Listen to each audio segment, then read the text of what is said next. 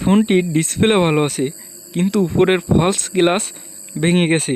এখন আমরা এই ফোনের ফলস গ্লাসটি চেঞ্জ করব। সর্বপ্রথম ফোনটি খুলে নিলাম। এখন বোর্ডটি খুলে আমরা টাচ সেপারেটরের মেশিনে ডিসপ্লেটা দিয়ে দেব।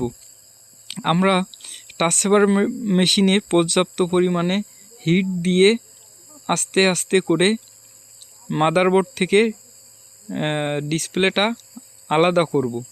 দেখুন বন্ধুরা, আমরা খুব সুন্দর করে ডিসপ্লেটা মাদারবোর্ড থেকে আলাদা করছি। এরপর আমরা আবারও টাচ সেপারেটর মেশিনের সাহায্য নেব।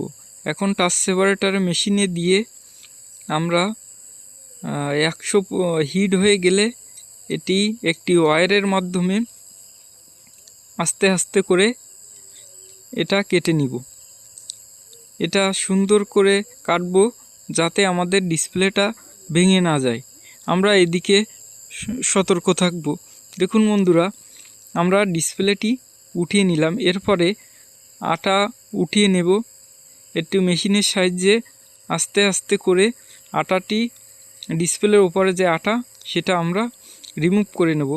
এরপরে সে ডিসপ্লেটি দেখব সম্পূর্ণ ঠিক আছে কিনা।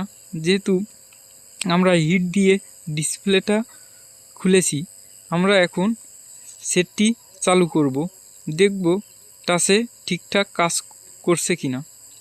দেখুন বন্ধুরা, আমাদের ফোনটি অন হচ্ছে। এখন আমরা ভালোভাবে চেক করে দেখব আমাদের টাচে কাজ করছে। এখন আমরা এটি থিনারের সাহায্যে ভালো করে পরিষ্কার করে নিব।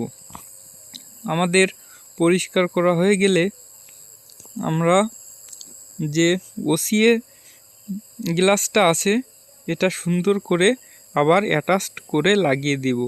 এর জন্য আমাদের একটু ভালো করে ক্লিন করে পরিষ্কার করতে হবে। ডিসপ্লেটি সুন্দরভাবে ক্লিন করা হয়ে গেছে। এখন আমরা যে ওসিএ গ্লাসটি আছে আমরা সুন্দরভাবে এটাকে ডিসপ্লের সাথে লাগিয়ে নেব। এখন অল্প একটু লেগে গেলে ডিসপ্লেটা বোর্ড থেকে আলাদা করে আমাদের যেহেতু বাবল রিমুভার নেই, সেহেতু হাত দিয়ে আমরা এটাকে সুন্দর করে অ্যাটাচড করে দিব যাতে কোনো হাওয়া না থাকে।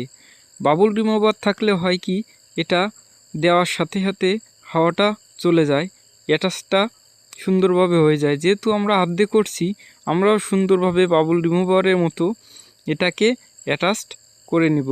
যেহেতু আমাদের কাছে মেশিন নেই, সেহেতু আমরা হাতের মাধ্যমে এটি করে নিলাম। দেখুন বন্ধুরা, এখন আমরা ডিসপ্লেটি মাদারবোর্ডের সাথে লাগিয়ে চেক করে নিব। দেখুন বন্ধুরা, আমাদের ফোনটি অন হচ্ছে। আমাদের ফোনটি সব ঠিকঠাক কাজ করছে। ধন্যবাদ সকলকে।